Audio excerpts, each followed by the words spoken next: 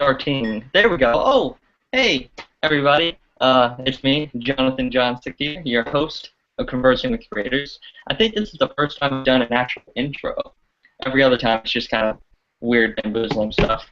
But he's making noise right now. I'm going to introduce him in a little bit. That's my wife. She's beautiful and wonderful. Hi. Bye. Camera. I haven't actually. I was losing women, right? Just kidding. Just kidding. Women also. But I have a super special guest.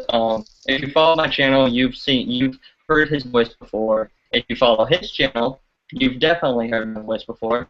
It is the wonderful and amazing YouTuber, Mr. Cameron Norris. Hello. Hello. How's it Thank you going? for having me on.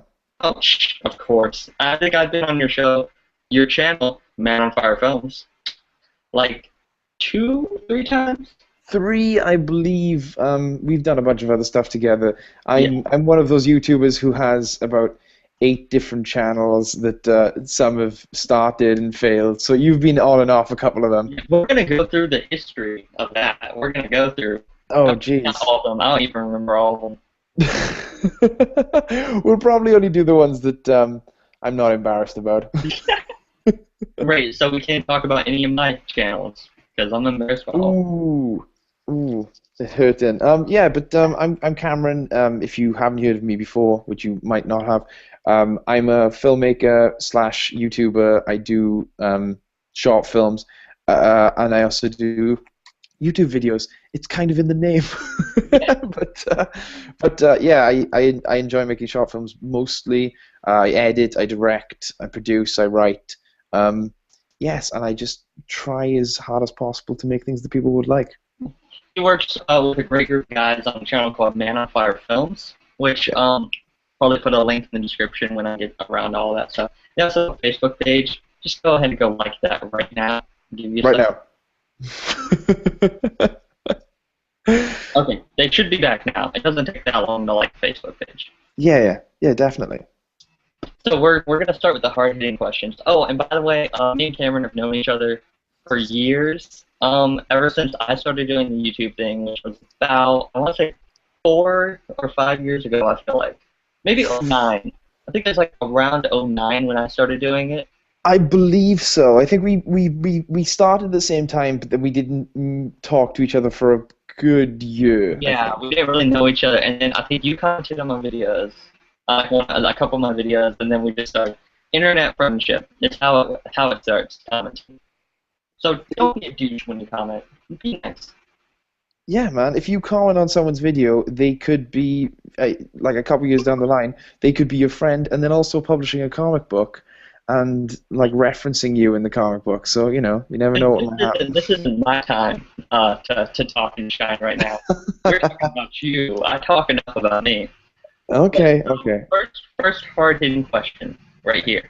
Okay. You do short films, right? Yes. You write, you direct, you choose sound, you do all the stuff that goes into making a film. You're an independent filmmaker. Yes. Did you have like an interest in doing that when you were younger? 'Cause that's always an interesting question, like what people become passionate about when they're older, and if they were passionate about that when they were younger. Well, okay, so I'd love to say that I did a Steven Spielberg, and all I did when I was a kid is run around with a Super 8 camera around my backyard. But it was a while until I was even into storytelling, forget filmmaking.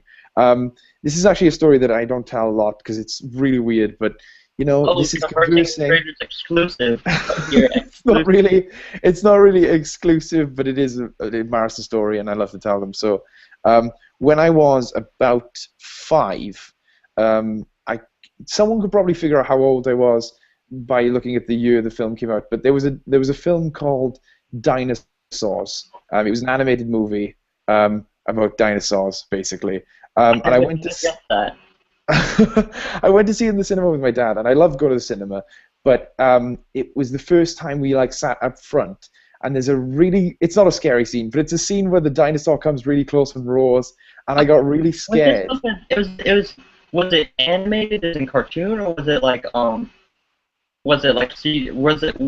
dinosaurs talked and everything, right? Yeah.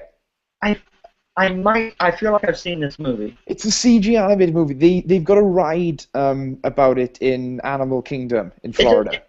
Does the end of the movie, like, all the dinosaurs die? No, they have the meteor shower and loads of dinosaurs die, I've and then the seen this rest of the movie. movie.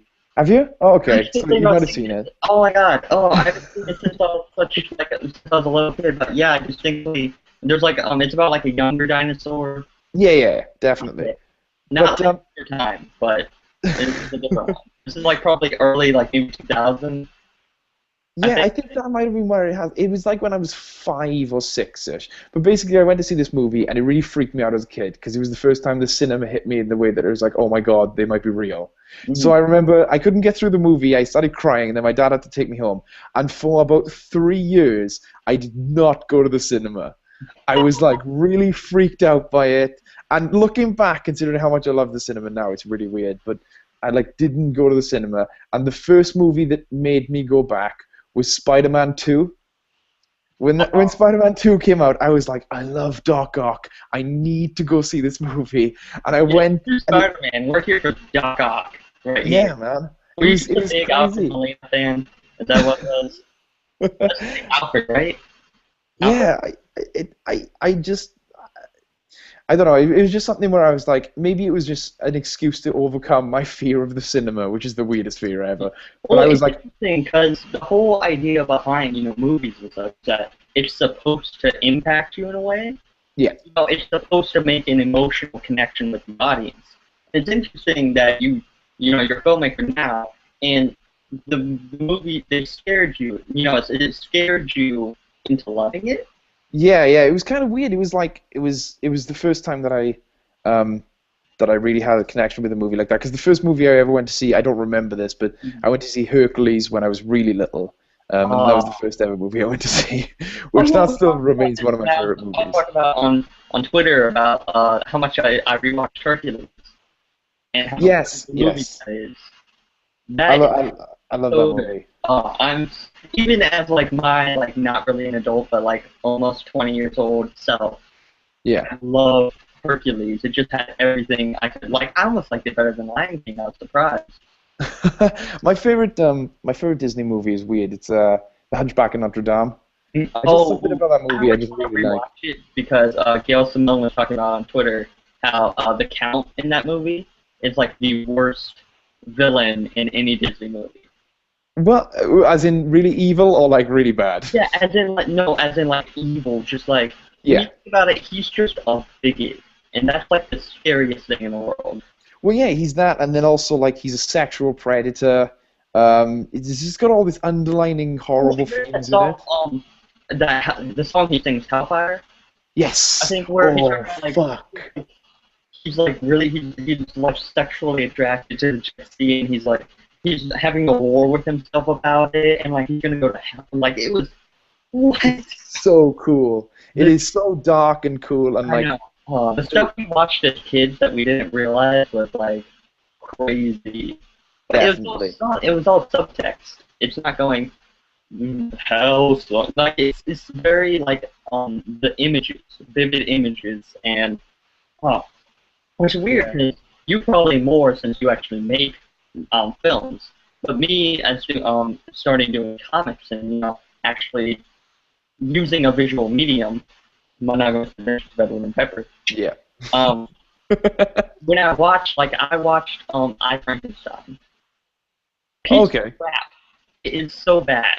But I'm just sitting there and I'm like, wow, that's a very evocative image right there. Like, I'm just looking at like the imagery, and I'm like, it's really bad CGI, but like I can understand like the image they were like what they're trying to show with that image, like why they lingered on that shot for a couple seconds longer than other shots. So it's always interesting how film medium is used.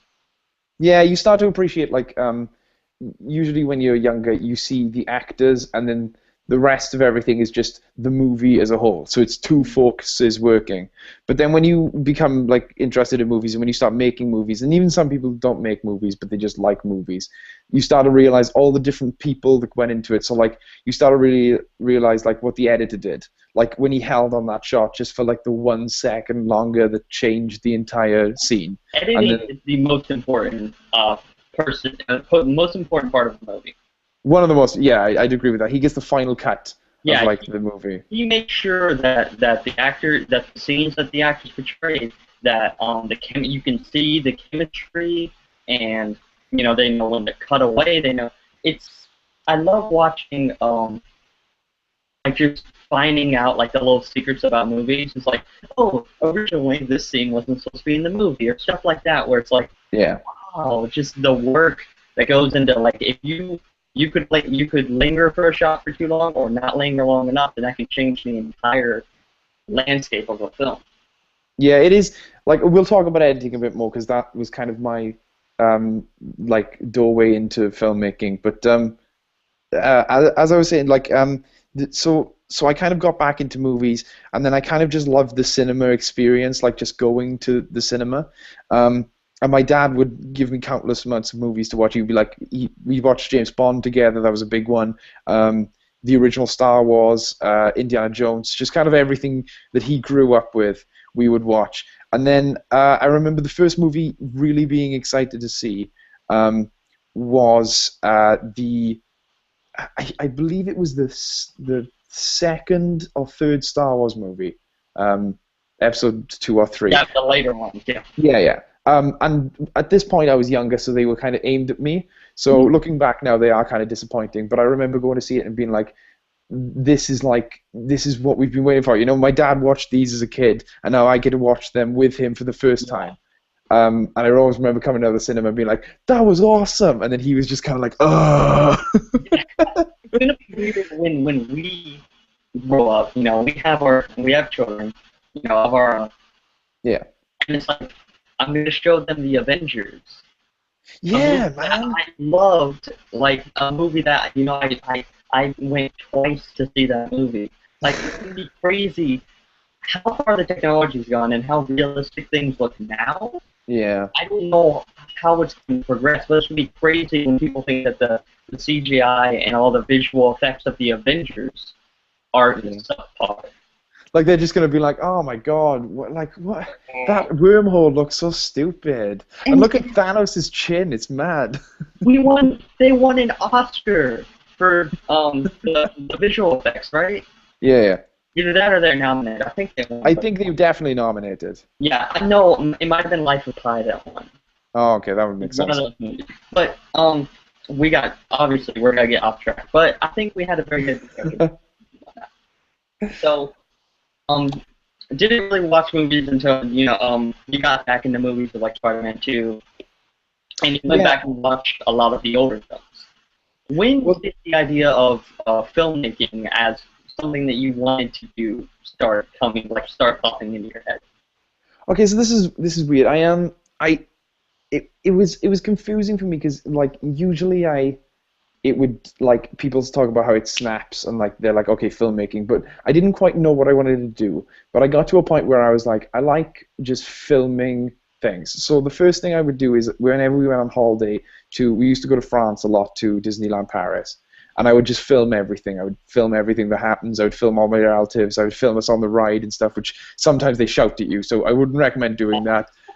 But like I would film my brother, because me and my brother have a really like friendship relationship. Like I consider him one of my best friends as well as my brother. So we would kind of get up to shenanigans and stuff. And then that progressed, and this is where I was talking about editing.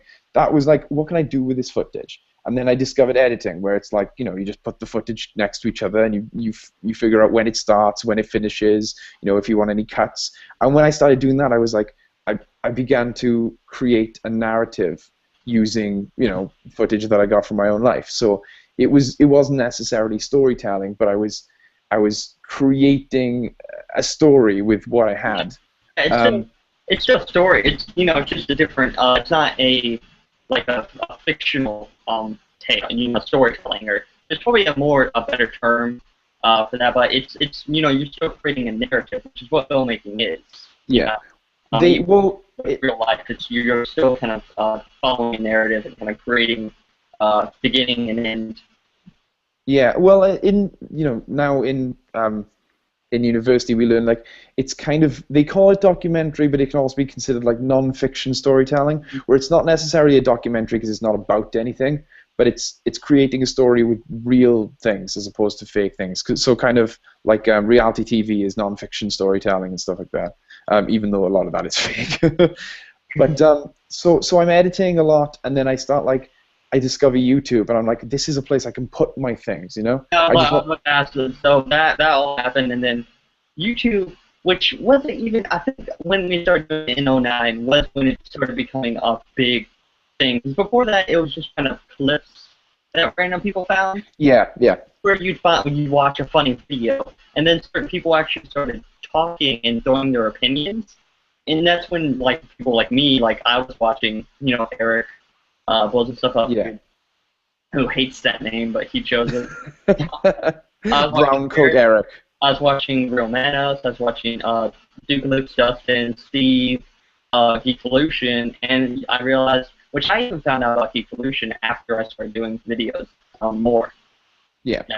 But it's like there's this whole big canvas that you can just kind of throw your geeky opinions out there, and someone's actually wants to listen to it. So because at first you weren't doing with your YouTube channel, at least from what I'm pretty sure, the first one was What's Up with Comics, am I correct? No, a lot of people think the What's Up with Comics one is the first one because that's the one I spent a lot of time on. Yeah. But I had this channel which is now my normal channel, which is called Cameron Morris, because you can do that with YouTube now. Yeah. But it was originally called. Hi, my name is Mr. J. It's just Jonathan Johnstick. But like my original channel, which was before I was even into comics, was I think it was What's Up With That. I think it was just a weird, childish, generic name. I think I've actually maybe seen some stuff on that. I know there's like What's Up With Me, What's Up With Comics. Yeah, there's a lot of. I for some reason as a kid I thought What's Up With was going to be my brand. Hey, I copied like The Matrix was how I like took my name somehow. Really? All like the Mr. Anderson and all that. Oh, okay. And who was? Someone I forgot his name, but I used to watch him. He used to say like, he used to always start out his video with like, "Hey, whatever." So I took that and I just kind of like was like, 'cause a lot of times I didn't know how to just start a video, so I'm like, oh, I'll start it by just saying hello and introducing myself, and that's how my channel name came. Oh, that's cool. I kind of got it from the first YouTuber I started watching was this guy called Waste Time Chasing Cars, which he took his name from a Coldplay song. Was it Coldplay? I can't remember. It might have been Snow Patrol. I'm not sure. But It sounds like a Coldplay. Well, it sounds like Snow Patrol too. Actually, they both kind of have those song names. Yeah, but it was like I was like, okay, so he's got the lots of W's and he does good, so I guess I'll use W's. And I liked a YouTuber who's still around now called Philip DeFranco. Yeah, I watch Philip DeFranco too a lot. So I was into these two YouTubers, and they were kind of my main inspiration. So I wanted to do this show where I would kind of just talk about things, whether it be news, whether it be movies and stuff, and I wanted to be like, what's up with all these things, and talk about them. So I was like, the What's Up With That show. So that's where the name came from. Yeah, you realize when we were younger, I watched some of my old videos and I'm like, "Eesh." Yeah. This is actually the room that I used to be my bedroom that I used to do videos in when I first started. Oh, really? It's like when I had like the button up, and I did like the suit jacket sometimes. Yeah, it was rough. Please go and look at my old videos because they were. Yeah, I'd agree with that. I don't even agree with half of the opinions that was thrown out there now. Yeah. But anyway, so were you doing short films on that channel, or were you just vlogging? Well, yeah, I was just kind of vlogging. By this point, I didn't even know if I wanted to be a filmmaker, so I was just kind of vlogging and doing stuff, and then I saw The Dark Knight, the Batman movie, The Dark Knight, and it kind of just bended my mind, and I was like, so you can do this with movies? And then from then on, two things happened to me, and it was. The one was I realized how powerful movies can be and how you can kind of do things with them that you can't really do in a lot of other mediums, except for maybe books. But even then, there's some things you can do in movies you can't do in books, Well, and the vice versa. interesting thing about what I think about is with movies is that comic books are a visual medium, but you cannot determine how long someone's going to stare at a panel. With movies, every little thing you do is for a purpose. You know, you zoom in right here for a purpose. You linger on the shot for a purpose. So with like it's a visual medium that it's the ultimate visual medium because you're using time, you're using everything to create something that makes an emotional connection with the audience. It is like one of the things I love about movies that you can't really do with a lot of other things is like you can, like you said, you control everything, but you really do control everything. You know, when you read a book and a comic, the reader controls how fast they read that book, or how fast they read that comic, or how slow, and when they turn the pages, when they put it down. With a movie, you don't really expect people to stop and then come back to it a couple of weeks later. Yeah, so, and people don't. You don't. If someone's not gonna pause the thing, like I want to stare at that scene a little bit longer. Yeah. So you're given the time that it's allotted to you. And sorry, carry on. I should say with books and comics, it's entirely like you said, the reader. The reader gets to choose how they feel about it. And even movies, they use the music, they use lighting to not even, it's all subtext. They're hinting at this is how you should feel about this situation. But they don't like just go, hey, you're watching the movie wrong. You're supposed to root for this guy. But they use all their tools to kind of to subtly not push something, but you know what I mean. Yeah, I understand, and it's like you just have more control. So when The Dark Knight came out, I was like, okay, I want to do something in movies, but it looks like it's impossible to do because I mean, up to then I'd only seen big movies like Star Wars and James Bond and stuff, and then The Dark Knight just proved that you need a lot of money to make movies. So I was just like, okay, so I'll just write movies and then get people to make them for me. And I didn't like that idea, but it was like better than nothing. So then I started writing a lot. And then also what happened is I got super into Batman, which then got me, which I was into Batman as a kid, but I'd kind of fallen out of love with it because the animated series had ended, and I didn't quite like the new Batman series. So then I got super into Batman, and then that led me to my love of comics. So that you have this filmmaking kick and this comics kick going at the same time, and the two genres, they do intertwine a lot. I mean, especially now with the new craze of comic book movies and stuff. Yeah, where we get a comic book movie every couple of months. Yeah. So like I was really getting into it, and my dad was like, okay, if you want to do movies, you need to see this guy, and his name's Quentin Tarantino. You need to watch him. So he gave me Pulp Fiction, and I watched Pulp Fiction, and I was like, this is amazing. So I watched it 3 more times, and on the 3rd time I was like, wait a second, he didn't spend any money making this movie. This movie does not look like The Dark Knight. It doesn't look like James Bond. It doesn't look like all these huge Hollywood blockbusters that I've seen. It looks like a movie that he got a bunch of people to be in, and he got a bunch of fake guns and crazy prosthetics. But other than that, he really just had people talking. And that's all it is. And it hit me more than like Star Wars and everything else hit me. So I was like, maybe you don't need as much money. All you need is talent. So that's when I was like, I could do this myself. So then I started looking into other directors, kind of like Quentin, who they do movies where it's more about people talking and interacting. And I found people like Kevin Smith, to a lesser extent Shane Black. He does some movies like that, but he also has a lot of action in his movies. Shane Black is like Quentin Tarantino. He's like Hollywood's Quentin Tarantino. They're like, hey, we'll give you the money and you kind of do your thing, but it's still a Hollywood version of it. Quentin Tarantino's like, it's either mine or it's nothing. Yeah. so I started getting in my head, and I was like, I think I could probably do like a cheap version of what these people are doing, where all I do is a movie.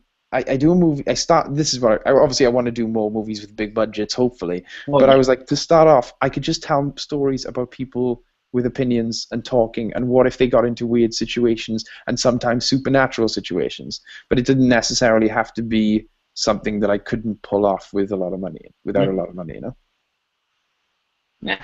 So you started, you're doing like What's Up with Comics, and you're doing comic book videos and stuff like that. How did Man on Fire Films start? Where did that idea come from? Okay, so in comprehensive school, which is I believe the last grade is like seventh grade in America. So I'm in the last year of comprehensive, and I have to choose whether I want to go into the world or I want to go to college. And I've never really been interested in college, but they take you around all these different colleges just to show you what it's like. And we go to this one college, which is Neath Batava College, and they show us this media course where you get to make movies, you get to make TV shows, you get to make lots of different like media style things, and a lot of it I wasn't interested in, but there was one thing I really liked, which is they had this studio where you could use to film your short film that you would make, one in the first year and one in the second year. And I was like, this is my way in. This is how I figure out everything. So I enlisted, I signed up and stuff, and I was like, I'll go to college, I'll do this course for 2 years. And my friend Reese Peak, he was into movies as well as me, but he didn't quite know what he was going to do when he grew up. So he was like, it sounds interesting, I'll come with you. So then we go to college, and we meet a lot of interesting people who are also into filmmaking, and I meet Jack Morris and Jonathan Webster. And these two guys, we immediately click because they've kind of got the same attitude as us, where they're like, one of them, which is Jack, really wants to get into video production, and that's why he's on the course. And then his friend John doesn't quite know what he wants to do, but he does enjoy making movies and stuff. So then for a couple of months, we kind of, we did a couple of videos on YouTube together on each other's channels, and then we like, guys, we could probably pull this short film thing off. Like if we give it our best shot, we could probably, the four of us, I know there's not many, but if we put our money together, we could probably pull out a short film. But we need an audience. So to get the audience, we went back to, our roots, and we did YouTube videos. And for a while, we put some YouTube videos out. And it was kind of like we just kind of wanted to have fun together, but also record it and put it up. And I feel like Jack Morris was the driver of the bus, I guess, metaphorical bus, because he just loved the idea of like interacting with people online and the interaction you get, and he was a big fan of a lot of video production companies like Rooster Teeth and stuff. So we just kind of started doing what we did normally, but recording it. We played video games, we talked, we did podcasts, and we kind of just put it online and saw what people thought of it. And then eventually we were like, okay, now it's time to make a short film. So we made the first short film, which was Monotony. And it kind of, that's how we started. I like Monotony. I think that was the first thing I saw on your guys' channel, because I know What's Up with Comics. And then that, obviously, you guys should know, if you watch either me or if you watch him, when we had our own channels, we kind of get dry spells. We were not doing videos for a very long time. We just felt like, watch other people's videos and comment and stuff, but we wouldn't make for a while. And then we would just start making again, out of nowhere, and we'd upload like 5 videos a day. But so then I think, I don't know, maybe you posted about it. I don't remember. Maybe I just came across it. I'm not entirely sure, but I saw Monotony, and I was like, oh, hey, this really, I really like it. It's different.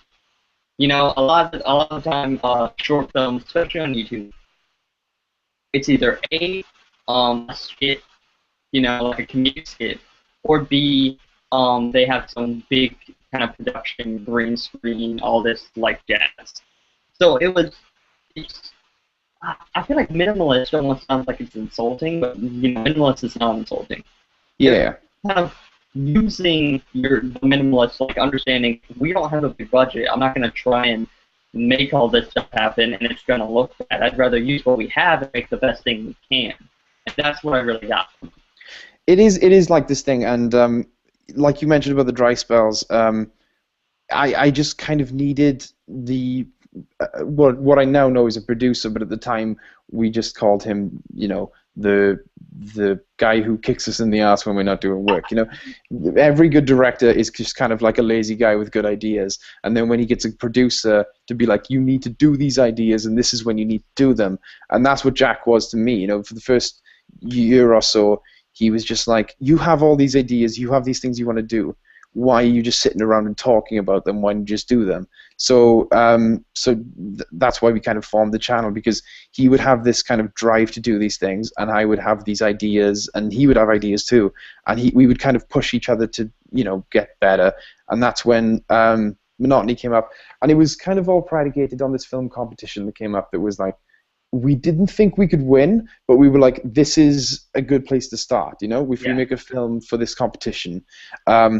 I'll see if I can find it, but the original idea for Monotony had aliens, and it was like everything that I shouldn't have done, which I was talking about earlier, where it was like quite big budget. Yeah. And I sent the script to Jack, and Jack was like, listen, I'm going to rewrite this, but I'm going to take out a lot of things because we can't do it.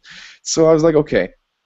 So he rewrites it, and he kind of just keeps the core of what I meant, which was, what if this guy just realized he kind of, well, I don't want to give my interpretation of what the movie's supposed to be, because it is one of those movies where you come out of it with your own interpretation. But yeah, which is one of the more serious, sounds weird, but the serious movies, short films are it's very much what's the one?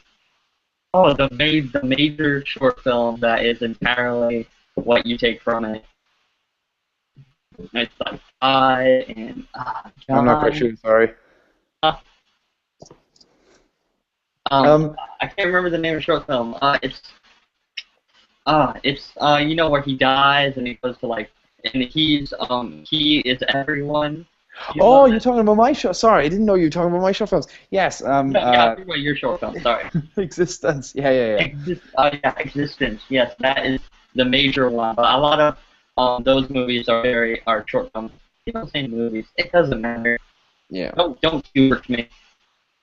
But all those shorts are very much to your own interpretation. Yeah, we like to keep it. I've always been a big fan of Christopher Nolan and stuff like that. So for Monotony, we kind of just were like, my core idea, which is what Jack stripped everything and left this idea, which is what if a guy, for whatever reason, be it supernatural or not, realizes that his life is just kind of the same thing over and over again.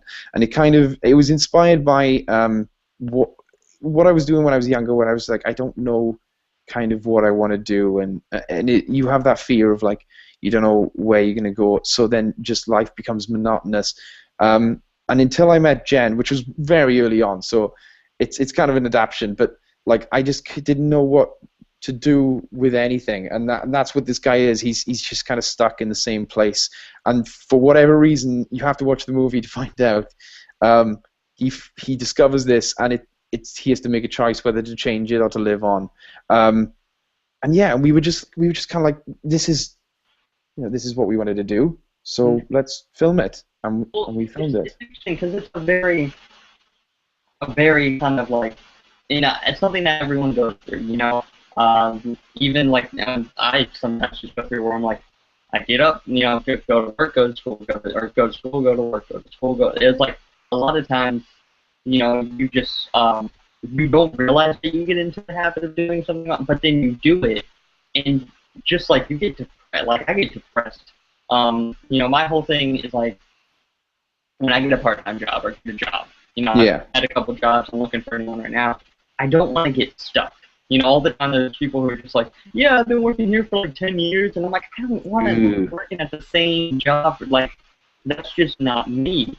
And so that's why I can do the comic thing or short film things.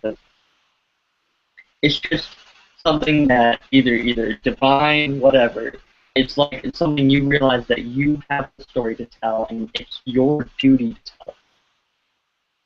Wow, I got lead. I just but yeah, it was just kind of the film at the time. It spoke to a lot of what a lot of us were thinking, and I think that's why it resonated with the four of us. And we also kind of I mean, it was our first short film, so I still don't think it holds up as much as we wanted to. But the core idea of it, if you ignore the the awkward acting and the kind of weird cuts sometimes, I think the core of the message of the movie still stands today, which is, don't get stuck in a rut if you don't enjoy it. If you enjoy the rut, fair enough. Yeah. But you sometimes have to review your life, and whether that's you sitting down by yourself thinking about it, or some divine being coming to you and telling you yourself. Even that's why it's open because there's no outright. This is it could easily just be him, having a conversation, just deciding with himself that he needs to do something.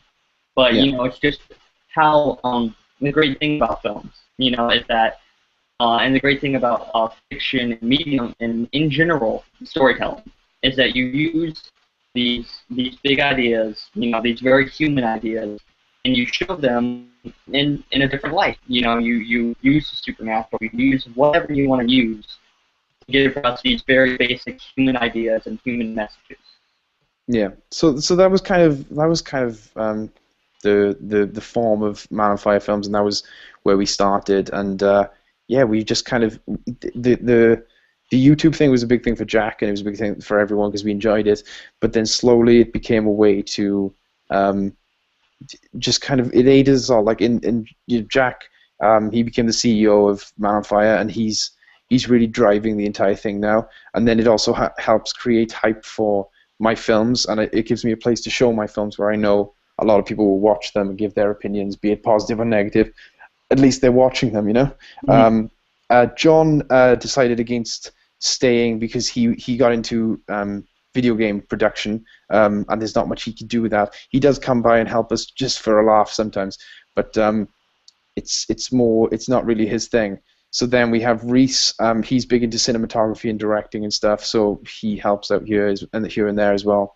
And then we've also got a new member, Jack Thomas, who is super into writing, so he writes a lot for us. And we've just kind of got this place where we can all do everything we love, and we have an audience, which is something that I've never had. Back all my other channels, I mean, the max was 100 people maybe, and now we have a channel where I still don't think I've gotten past 100.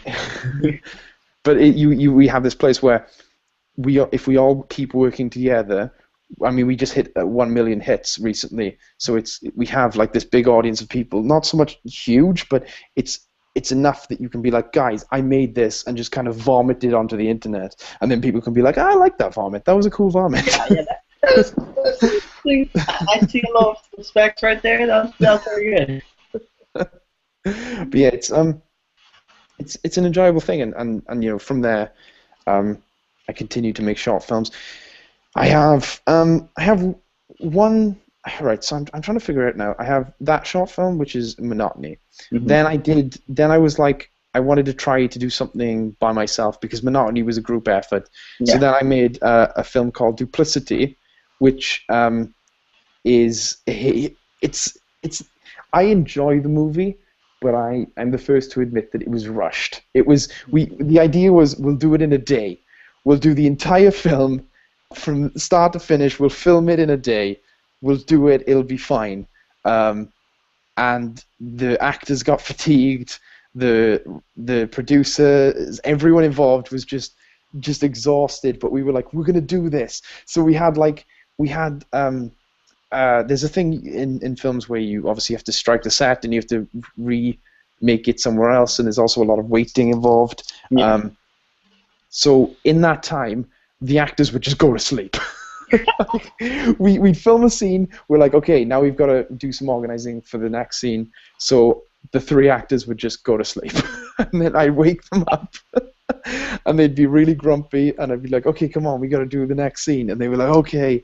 And we managed to get through it in a day. I managed to edit it, and it turned out crazy, and it's kind of like, it's not as thought-provoking as Monotony and Existence, but I feel like it's a fun little story. It's kind of like a horror flick where you don't quite know where it's going. I would never say it was David Lynch, Ian, because he's awesome and I'm not. But it was kind of inspired by that kind of, you don't know what's going on, you're trying to figure out everything, and you don't know who to trust. yeah, we filmed that, and that was super fun. It was the first time that I really had like, I was like, I am in charge. I'm the director. This is it. It was the first time I felt like we are making the movie, and that was the time where I am making the movie, and these people are helping me. And they're valuable assets, but this is my film. So we made that, and then we were like, this is cool. We submitted it for our final year project, and then the next year, we had to make a film again, and we were like, this time let's, because I'm always trying to change it up, and I'm like, okay, this time, I think it was Jack who suggested this first. He was like, why don't we try and make a film that is based on an already existing story? Yeah. So we were like, okay, let's, because I've never tried that before. So we got the story, which is The Egg, if anyone's read it, and then me and Jack set to writing a script around it, and we kind of just figured out what we wanted to keep, what we wanted to leave out, what we wanted to add, and then we wrote Existence. First adaptation work. Yeah, and it's an adaptation in the truest sense that it is The Egg. It is the core idea of The Egg, which is everyone is everyone, but the characterization is different. We kind of change some ideas. I mean, there's some scenes that we add, some scenes we take away. So it's kind of it is an adaptation, and when you make something like that, you kind of realize why adaptations exist. If we just made straight up The Egg in a film form, then people would be like, why don't we just read the book, read the story, So we wanted to make something where it could exist with the story, and they could two kind of exist, and people can compare them and see, which bits they like better from the both things. And yeah, I just every time we make a movie, and every time I approach something, I want to do something different. So yeah, they're the three things I've done with the crew for Man on Fire. Other than that, we do sketches, we do a bunch of them. They're not all just super serious short films. Well, that's like a 10% of what Man on Fire is. Well, the funny thing is that it's like Existence is like a very serious short film, but then you're watching it, and then John has the funniest hand motions in the world. Yes. He's just so awkward sometimes, and I kind of love it. I wish I could hop across the pond and do some, because I did I'm pretty sure you know this, but I did a lot of high school theater. I worked lights. I directed Steel Magnolias. We did a play, and I was the student director. So I like the love of theater, and I have the same, I've always wanted to do films, but I never have the group or the people or whoever. So theater's an easy outlet for that. I'd love to we are collaborating on something. We are, but we'll get to that. Yeah, we talked about it on the Men on Fire Films podcast. They actually do. How did that actually? You know what? I'm really interested in that. How did the podcast come out? Okay. So when we were forming Man on Fire, we had a lot of ideas, and we had a lot of conflicting interests. I say that it wasn't really arguments, but it's just kind of we wanted to do a lot of things to attract as many audiences as possible. I mean, we always throw the word out variety, because that's what we like to call ourselves. So I do talk about the short films a lot, but that is mainly because they are the ones I really enjoy the most. But we do a lot of other stuff, and short films is only a tiny bit of what we do. And one of them is the podcast. And the podcast was kind of, it developed before Man on Fire, because we would talk on Skype all the time. We would just talk about random things. And then we were like, let's turn this into a show where we can talk about things, record it, and then put it up on the internet. And it was a show called Simply Skyping. And we did that for a couple of episodes. And then from when we joined together and made Man on Fire Films, we were like, we want to carry on talking over the internet about random things, and kind of have this kind of informal, just us, but also to present to the people, but also have all these professional videos where we're trying our best to make people laugh, as opposed to in the podcast where we're just kind of talking, and if people laugh at it, people laugh at it. If unintentionally making people. What I like is that you have the film, and you have the walk, the playthrough, the sketches, all that stuff. Then you have the podcast, which that and the playthroughs, they both are just like, hey, here's all this produced stuff we do. here's the people behind it. This is just who we are. This is our personalities. And watching and listening to that, it's like, oh, okay, it almost informs the other videos you do. Yeah, we like to do that. It's just like we don't want to always put on this persona. We do like doing that. We like making short films. We like making sketches, but I don't really think we make podcasts. We just kind of record them. It's just conversations that just so happen to be recorded. So at the beginning we were just doing it because we wanted to do it, and then it kind of, the Man on Fire Films podcast is interesting to watch from start to finish, or to listen to as from start to finish, because it changes and switches up and all the time. Because at the beginning we were sticking to, let's just do like 10 to 15 minutes and talk about one thing, and then we were like, okay, let's talk about us, and then let's talk about Man on Fire, and it kind of switches, and it's gotten to a point now where I kind of took control of the podcast, because I was like, I think I know what it should be, and what I think it should be is oh, sorry, people are moving around right now. Sorry, very unprofessional of me. Oh no. But what I think, Conversing with creators for professionalism. Let's just get that out of the way. But what I thought it should be was just whatever it needed to be. I didn't think we should put a label on it. So after, I think, episode 50-ish. Yeah. Oh yeah, these guys have been doing the podcast for a long. There's a lot of episodes out there. From about the time we started Man on Fire, which is about 2 years ago. So we were like, let's just do. I was like, let's just do. I'm just gonna do the podcast every week. I'm gonna sit down and record a podcast with whoever I want to, and whether that's other members of Man on Fire, whether it's a guy who writes comic books over in America, or whether it's my own brother, it's just this thing that I wanted to do, and I was like, I think it will be most entertaining and most interesting if it's just what we want to be doing as opposed to what we have to do, and that's what it kind of turned into. And at this point, it is, it's just that. I mean, sometimes for episode 50, I wrote an entire a schedule of what we were going to do, and I created games. We did a Christmas podcast where I created Christmas-themed games about comic books and stuff, and then sometimes I'll just be like, I'm just going to chat to someone, so it doesn't really have to be this one thing.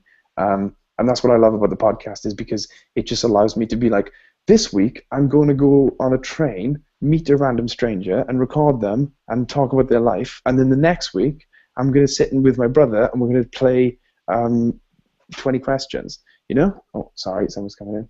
Hey. Oh, hold on a second. Very unprofessional. So, if you guys have just kind of joined and you haven't heard me, camp all his stuff out, Cameron Morse is a filmmaker. He has a YouTube channel called Man on Fire Films. Great. I really love their stuff. I find it's really great. It's great a lot. But the youtube.com/Man on Fire Films. If you want to subscribe to them, just go. They have a lot of stuff to go back and watch. You can watch their short films that we talked about, Monotony Existence. Cameron sucks at whatever video game he's playing. So that is a series of videos. I'm not joking. And then you can actually, I've been on a couple podcasts.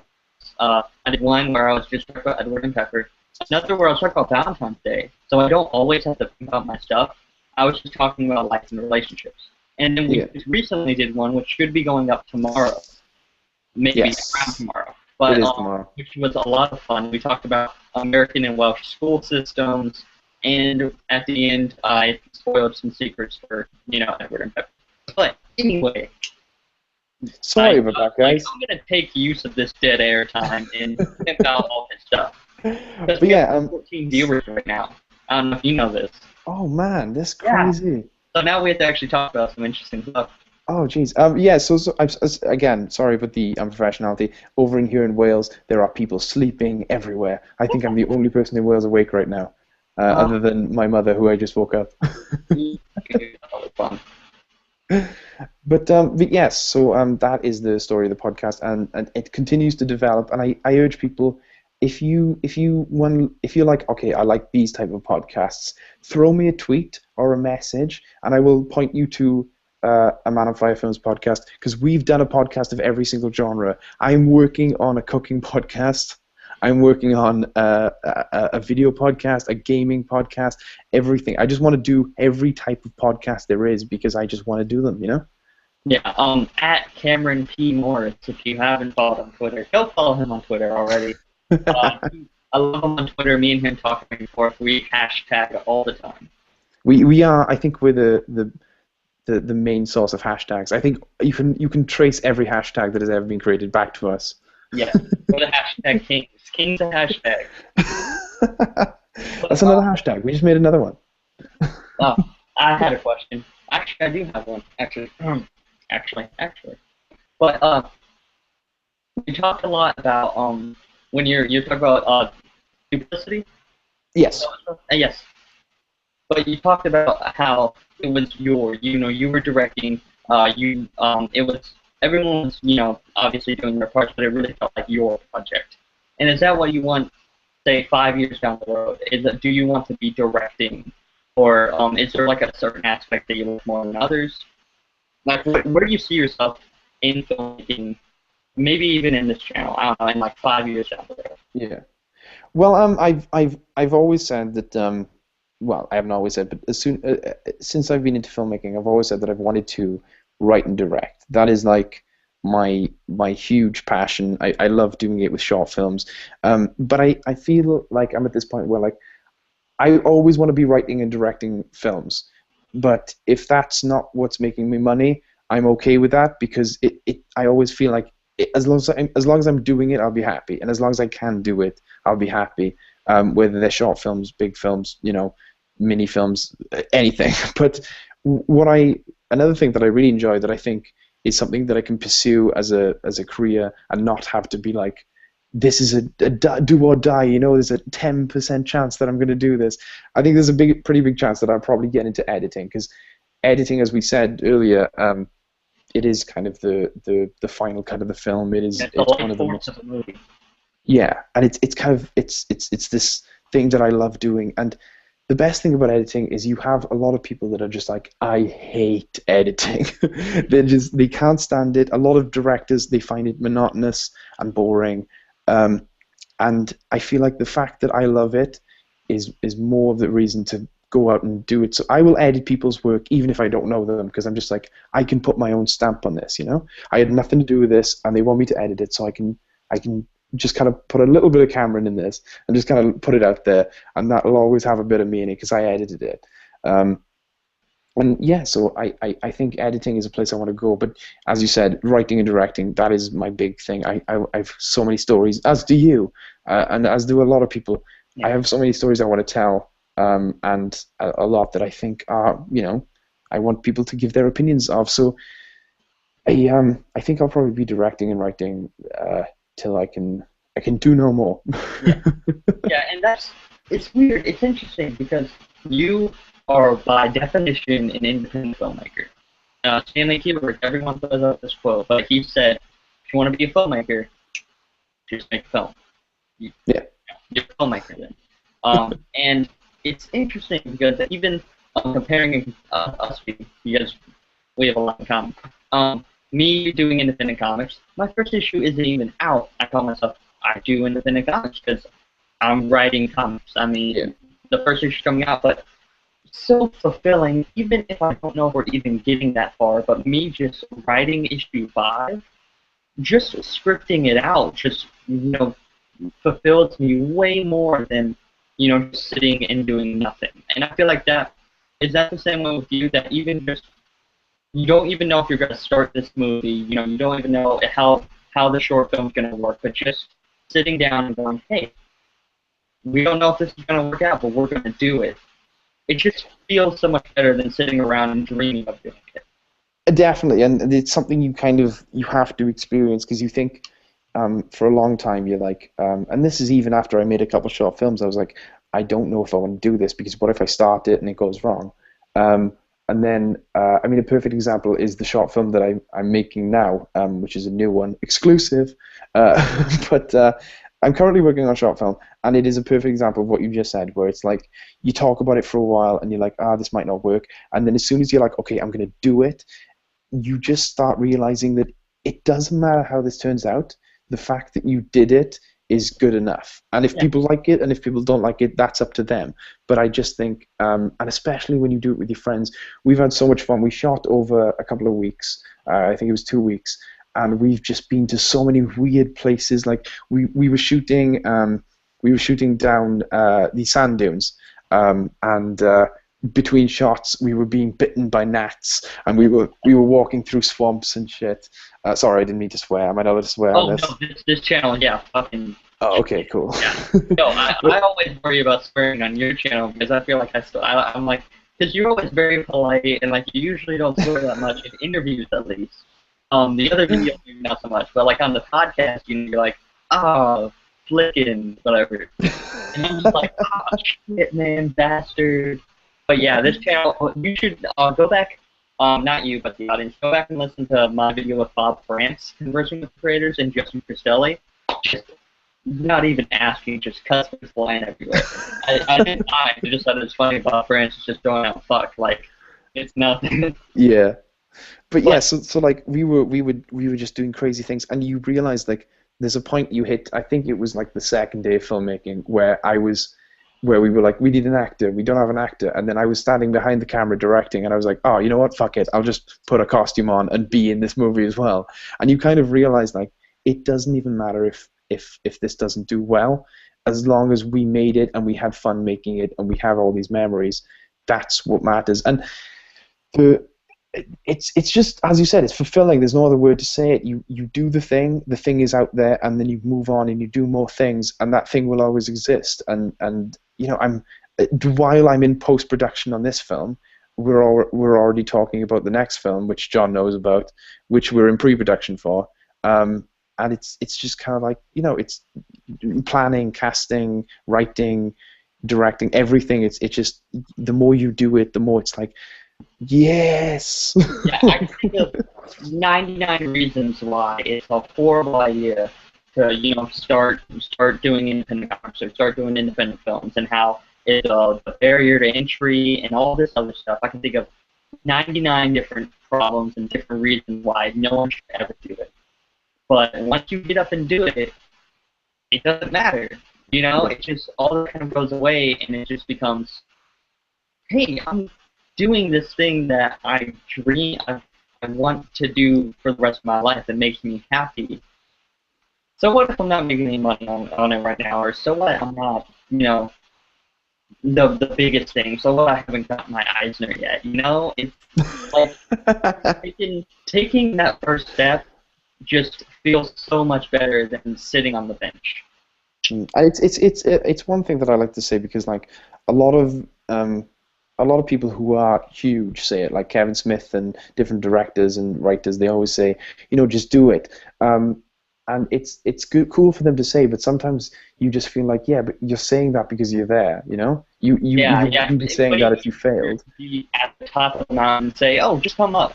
Then, Yeah. you know, being And down I there. feel like, I feel like because we are people, you know, who want to get into this craft, and we haven't been doing it a while. We haven't had a lot of success. I mean, Man on Fire Films is really successful, but my films individually, they haven't reached as many people as, you know, say other short films have. But I think that even at this level of success, where it's kind of like a couple of people know about you, it's still enjoyable. And it's not about how many people know about you. It's about the people that know about you. It's just saying, hey, your movie touched me in this way. Like, I had a guy, Owain Hughes, I will always remember his name because he said this. He commented on one of our videos saying, your short film made me want to make short films with my friends. And I was like, that is exactly what I wanted to do, you know? Because that is what people did to me, and that is what I'm doing to people now. And even though I'm not Chris Nolan, I'm not Steven Spielberg, I'm not, you know, a household name, I can still say that Owain Hughes, that guy, made films because I made films. Yeah, it's crazy.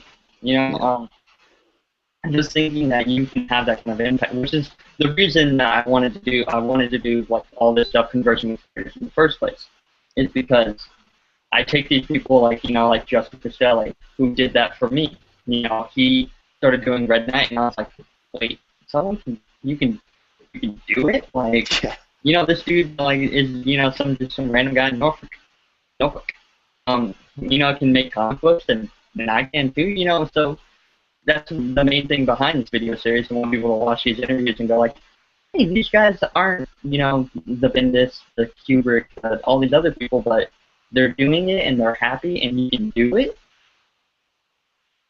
Yeah, and I think it is cool, and I think the unprofessionality of my setting really just strikes the idea that I don't know anything. I'm just as clueless as everyone else is about filmmaking. I'm just doing it.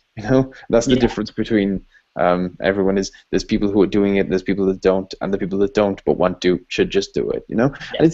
And this day and age, if you can't make a film, it's crazy, because if you have a phone, just record. It doesn't. You don't even need to have DSLRs like we do. I didn't start on DSLRs. I started on a camera phone, and then you move up. So yeah, I'm still using my webcam. I haven't moved that up. And, I remember there was like 3 videos you filmed in HD, and then you were like, nah, I'll just go back to my webcam. Yeah, well, because they were horrible to try and get uploaded. Like from a different, like maybe from a camera or something. I don't really remember. Like, it was just way too much more work than I needed in my, very badly blonde comic book.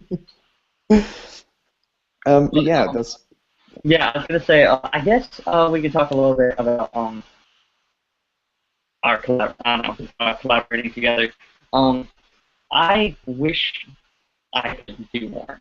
I wish I lived over there. We would be able to have so much fun making movies. Try making a movie in Oak, Alabama. The scenic views and stuff are not that great. And but we have decided, because I've done a bunch of videos on Vampire Films about my comic and just the podcast, which we might get some video game stuff going. I'm not sure, because I have a PlayStation 3 and I've Grand Theft Auto, but it's been acting up lately, like it won't load anymore, and I don't really want to like restart it. And I have a PlayStation 4 now, so it's just like moving on. Yeah, but it's like I'd love to do even just like be in some of the video game stuff, playing alongside you guys. We might do that one day. But yeah, definitely. Cameron's been very, very huge supporter of my writing. He's been probably the biggest supporter outside of my family of the stuff that I write do. Ever since I announced like, oh, hey, I'm gonna be writing a book, he's like, cool, I want to read it. Just like that. He's right on the ball. And so I'm obviously, if you haven't heard, doing the comic book, Anonymous Adventures of Veteran Pepper. The first issue should be coming out next month, in a couple weeks or so. It's getting there, I promise. I have Kickstarter backers. I need to get started. Excited. I'm so excited, because finally it's like, right now I'm in that waiting stage where it's just like I can't really do anything. I can script some more issues, but I can't, when it's out, there we go. I can pimp it out. I can send it to people. I can send it to, the couple writers that I know and kind of have a talking relationship with. I can do anything with it.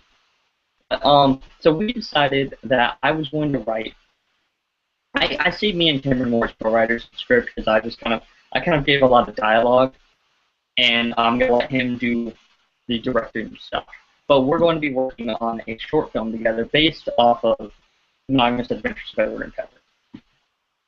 It's going to be awesome. It's the original idea was to make an advert, and then we were like, you know what? People aren't really going to respond to an advert as much as they would just a short film. And when we say short film, we mean short in the sense of short. It's not going to be Edward and Pepper battling monsters or anything like that. And it's not going to be just like, oh, hey, here's the first couple of pages of dialogue from the first issue. It's a completely original story. Yeah, it's and like I said earlier, I like to approach every film with a different perspective. The film I'm making now, I try to make it with no dialogue whatsoever. That'll be out soon. I will tell John about it, and we will pimp it together, and you guys can see it when it's out. Hashtag pimp.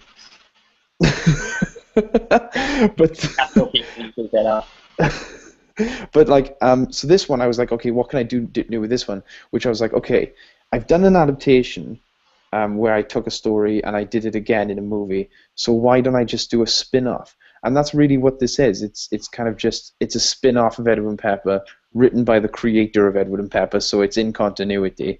But it kind of exists with the book as opposed to instead of the book.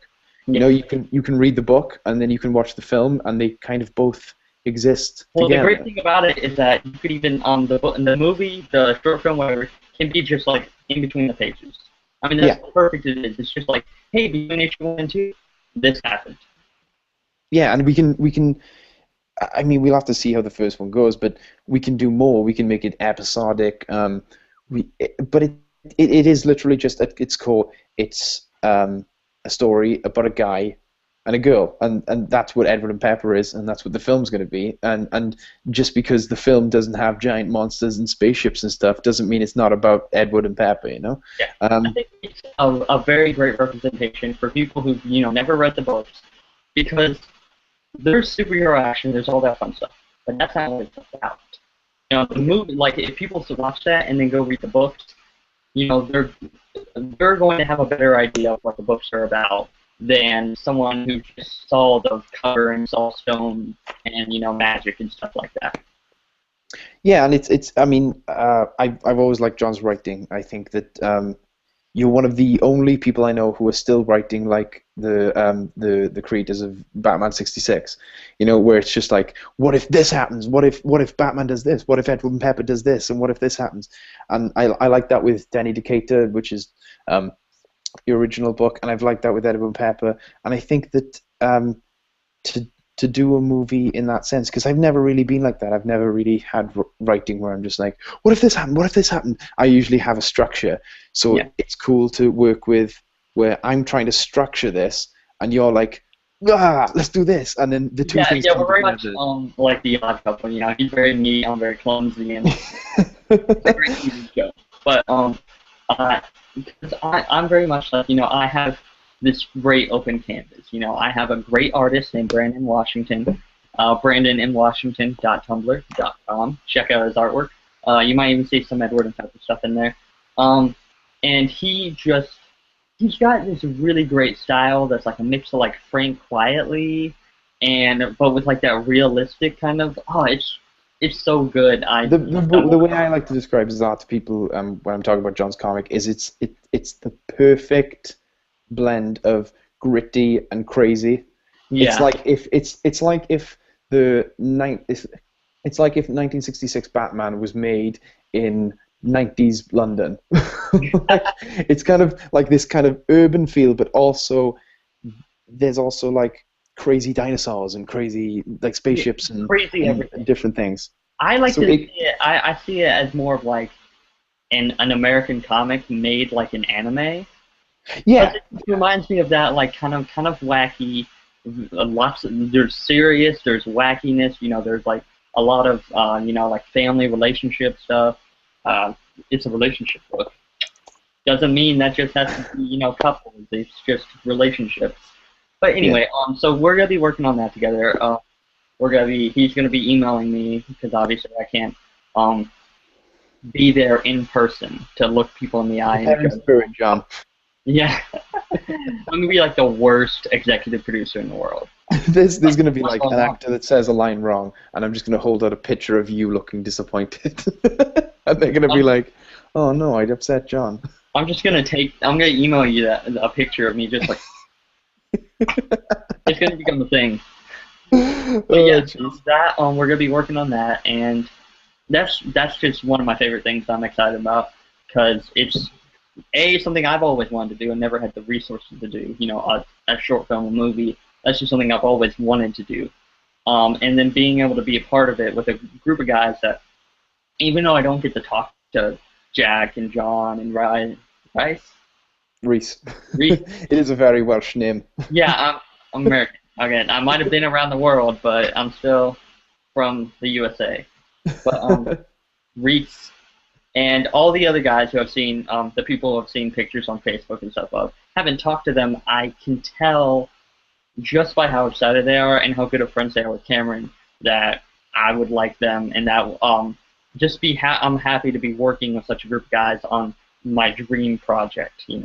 This book is, one of the only things that I've written that has real actual legs and not just Lulu.com legs.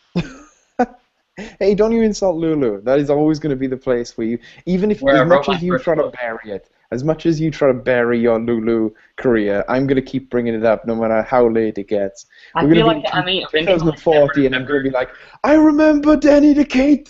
I feel like eventually, if like Edward and Pepper gets big enough, I might just release that unfinished kind of crappy book from being together, like as like a backup feature. With the one where I always remember this, and like I was never pissed about it, but I love the idea that the first ever thing you ever published, it was half a book repeated 3 times.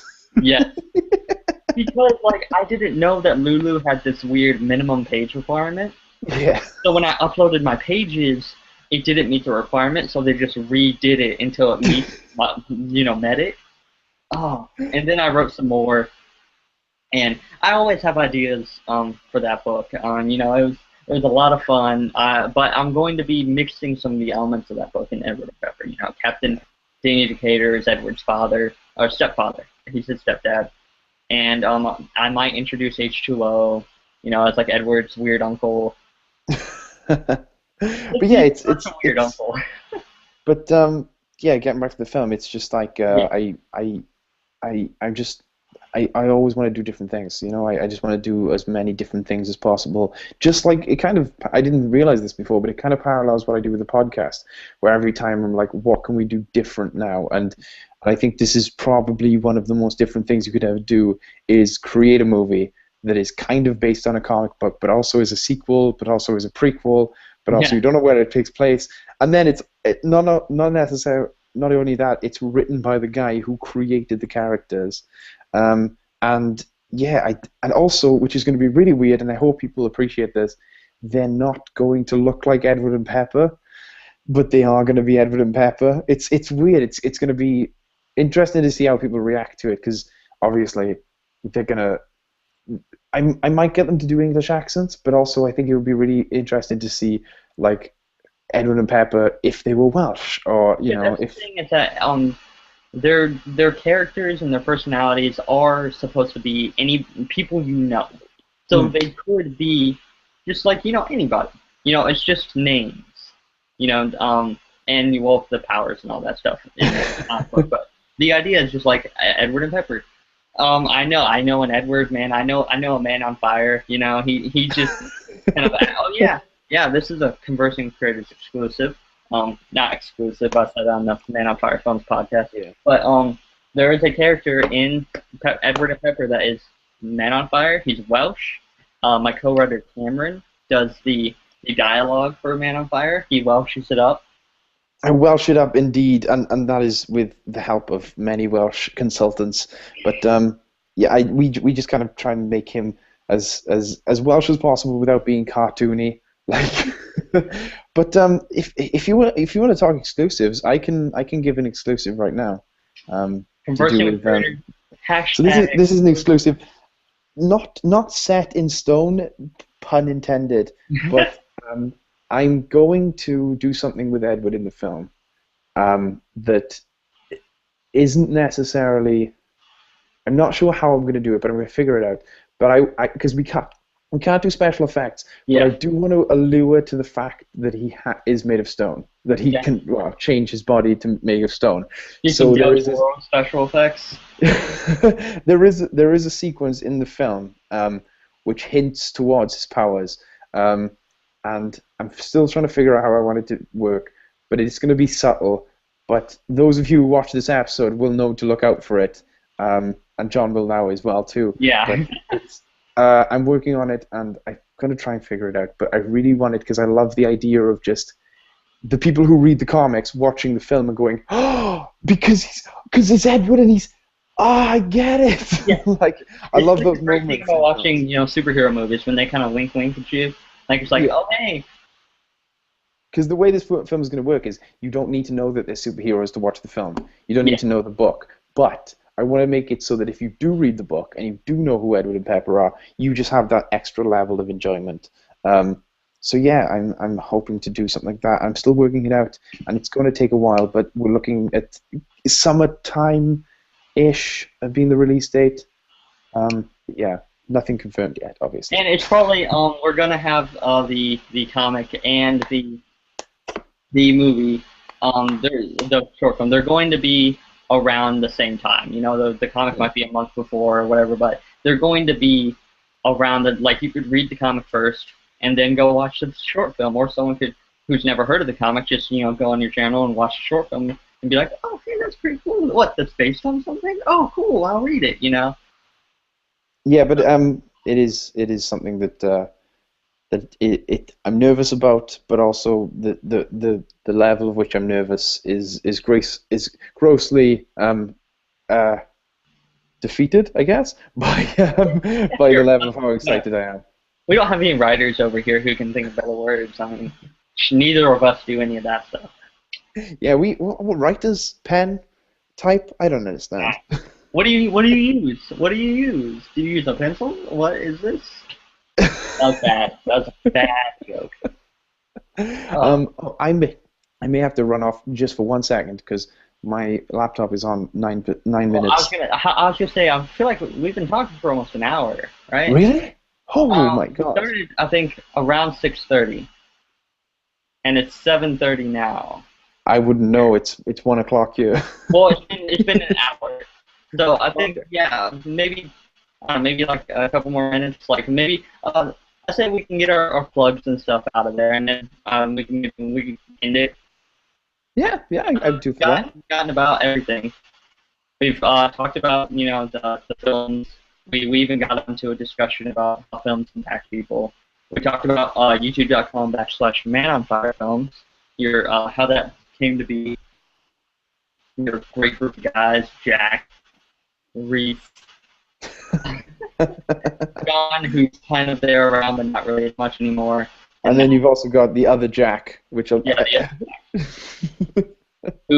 is writing. Which is he the one with the hair?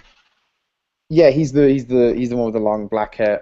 He's not had much time to shine, but he's really good writer, and we will be showing his stuff as well.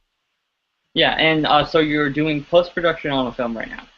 Yes. And then the next film we talked about was Edward and Pepper, which is pre-production. Yep. And do we have an idea of what's happening after that? Okay, so after that I'm going to be entering my second year of university, which will involve filmmaking in some way. I don't quite know how, but as opposed to sticking with the Man on Fire thing, we have a script. I don't really want to say the title because I don't know if I'm allowed, but it is it's getting back to the roots of what Existence and Monotony were. It's kind of similar to those films in a way. What I love about your guys' channel is that there's a wide variety of content. There's the video game stuff, there's the podcast stuff, there's the short films. Hey, I'm kind of in a funny mood today. I'll watch GTA 5 stuff. Yeah. I'm kind of, I just want to watch a little, I watch short film. I listen to, the guys talk about, shooting shit, whatever. And it's interesting because it feels like the short films are even, there's like, okay, serious kind of short film, skit, serious, like it's like balanced out to where there's comedic, so it's like Edward and Pepper, funny, serious, it's a nice balance of content. So yeah, and then we've got this one script where it gets back to kind of the serious things, and then we've also got another script in the works where we don't quite know what it's like yet, but it's looking action orientated. It's probably the most expensive script we've ever written, and we're getting around to it. But as opposed to things that aren't short films, I've got a show that I've been running for about 2 years called Comic Talk. Yeah. It's a show where I just kind of talk about comic books. I do origins, I do explanations, I do kind of opinions. It is it's enjoyable. It's kind of why I haven't done a lot of stuff on my What's Up with Comics channel, but that is going into crazy mode this year. Cranking out a couple of episodes this year. It's going to be good. I hope people enjoy it. And yeah, other than that, we'll just see where it goes. I'll probably be working with John a little bit on Edward and Pepper. Yeah, you're gonna see a lot of stuff coming from us, especially like we're going to. I'm just throwing this stuff out here. I haven't even talked to him about it. So we're gonna be doing the short film. Edward and Pepper. We're going to probably do an episode of Comic Talk where we talk about Era. We're probably gonna maybe talk about the first 2 seasons. Because I was really down on the show before it even came out. I was, very publicly, because a lot of interviews started coming up that was basically the opposite of what the show is now, which I find hilarious. The first interviews about the TV show were them like, no masks, no nothing, superhero stuff is stupid, and now look where it is. We're going to be reviewing Amazing Spider-Man 2 and Days of Future Past, which I just saw yesterday. And I'm going to need to talk it out, because I'm still not sure what I think about Days of Future Past. We'll have to talk about it, man. We'll have to talk about it. Not right now, obviously.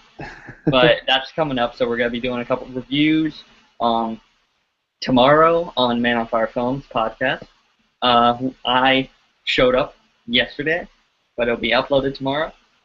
The future. I know, the future. Marty! We had great discussion about history, and then we talked about a lot of Edward and Pepper stuff. I gave away a lot of stuff. So, if you guys are here and you're not already subscribed to that channel, go over youtube.com/Man on Fire Films. Yeah, Man on Fire Films. I'm trying to think of anything else. And then, obviously, we're probably going to be we'll do random videos together. I might write another short film. We never know. Yeah, you never know. I will be back 1 second just to wrap this up. Hold on a second, sorry. Very unprofessional of me. Gonna just make sure I don't cut out. Nope. This is what happens when you have international friends, kids. You have to do Remember when I used to do that, except I had a penguin? Those are good times. There's a lot of callbacks. We did a lot of embarrassing stuff when we were younger. We did, and we continue to do more embarrassing stuff on YouTube. Yeah. But that's what makes YouTube videos so good. I do want to say thank you for having me on the show. Of course.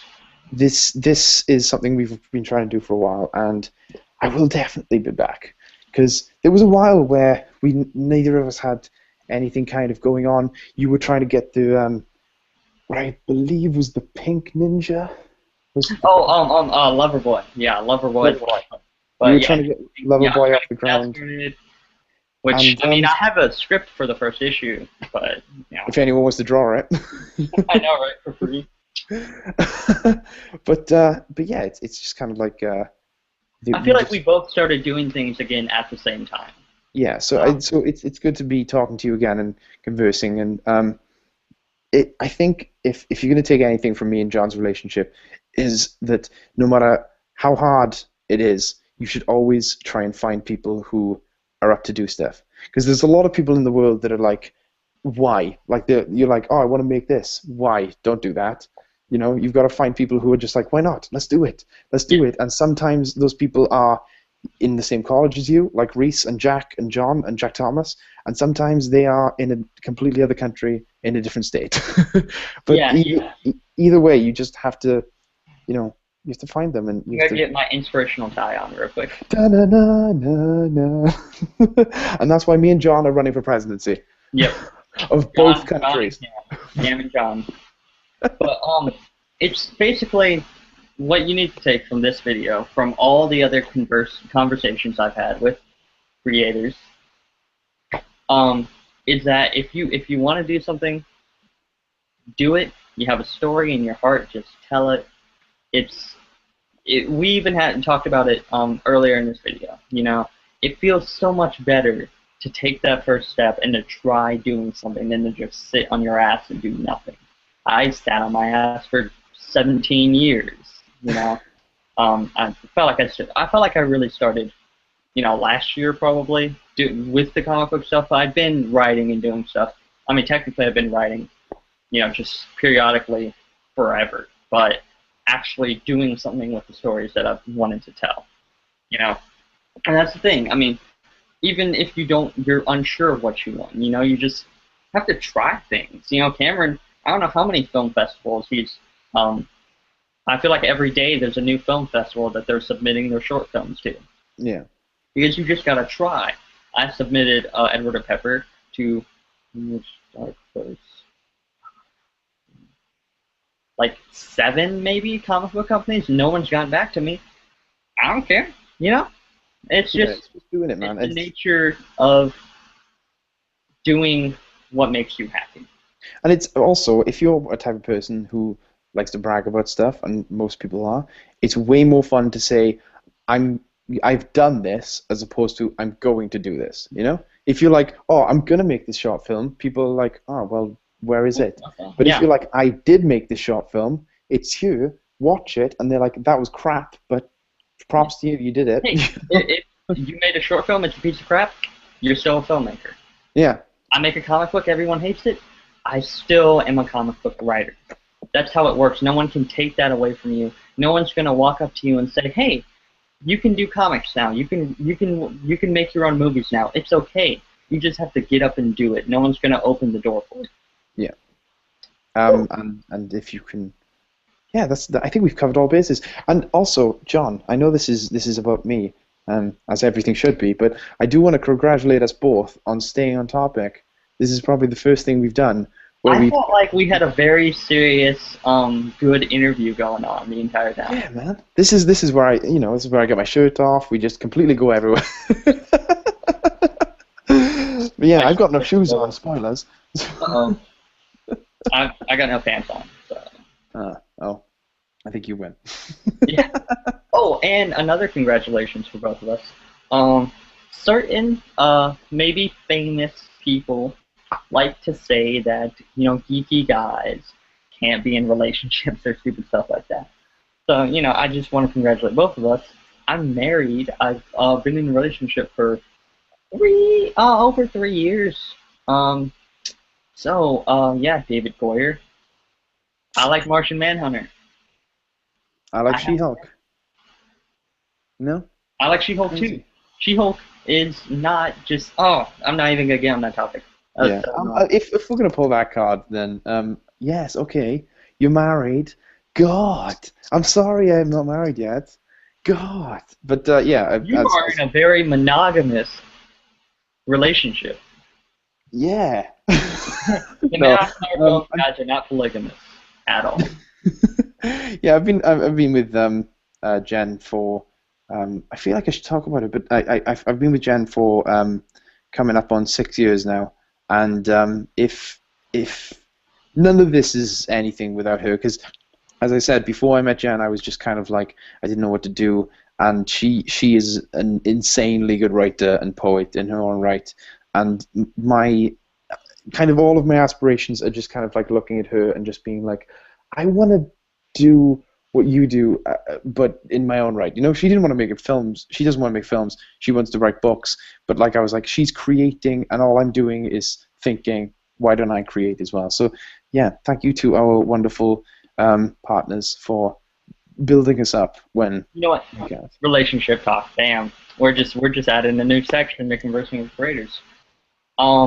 On that same note, my wife, I mean, we got married last October, so we haven't been married like forever. But she the same way. I was this very insecure, very shy comic book geek, and she was is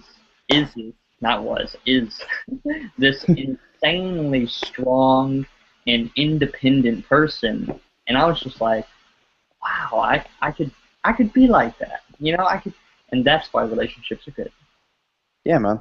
And that's why you shouldn't break people up for no reason and then reboot a comic and then have you go out with Wonder Woman instead. Well, yeah, because my wife loves Lois Lane and I love Lois Lane. So they say art imitates life, and there is one time where art doesn't imitate life, and that's when people break up for no reason. Yeah. If you're gonna break a couple up, fair enough, but you have to have a reason. And I hate that. I have a promise that Edward and Pepper will never break up, because you don't want to say that, man. You don't want to say that. I guess it isn't in the title. I'm throwing that out there. I put them on blast. Put them on blast on Twitter. Anybody wants to call me out? No. You can never. Other people might break up. That's because they have reasons. That's because they have a toxic relationship. Edward and Pepper will never break up. Yeah, but now you can like never do the storyline where it's like they're having an argument because it's like, Oh, they can argue. Me and my wife argue all the time. yeah. Everyone Alright, argues all the time. it would be awesome if like she came in and be like, John, what the hell? Like right at this moment. Oh, that'd be perfect. And then like Jen called me and I was like, no, I swear, I'm sorry. Oh, thank you for watching this, by the way. Yeah, thanks, Jen. You know what? Okay, so that was our great talk about our about Cameron, about just life, about filmmaking, about art and how it touches people. But probably not tonight because dude, he has to sleep. It's like 7 o'clock at night here, so it's not late at all, but it's like morning time over there. I'm working in a pizza place tomorrow. But maybe tomorrow, if we find the time, we might do one of our reviews that we were talking about doing. So look out for that. But go youtube.com/manonfirefilms.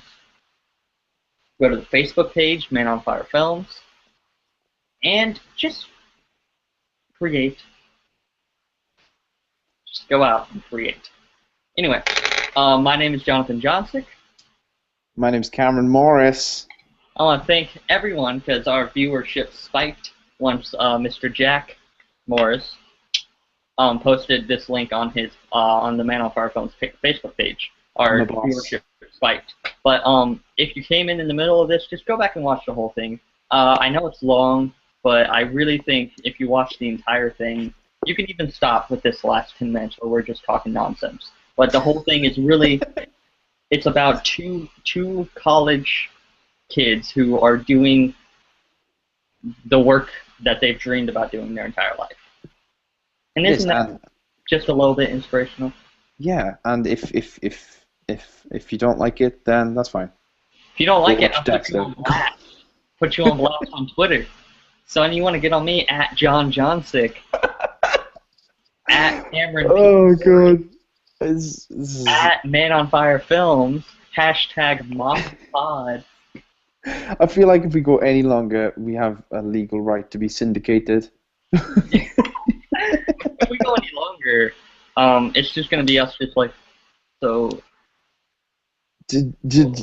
John, did you read Hawkeye? I love Hawkeye. Anyway, okay, so we're done. Thank you all for watching. Go back and watch the rest of my videos and the rest of his videos. Drop the mic. See you later. Bye, guys.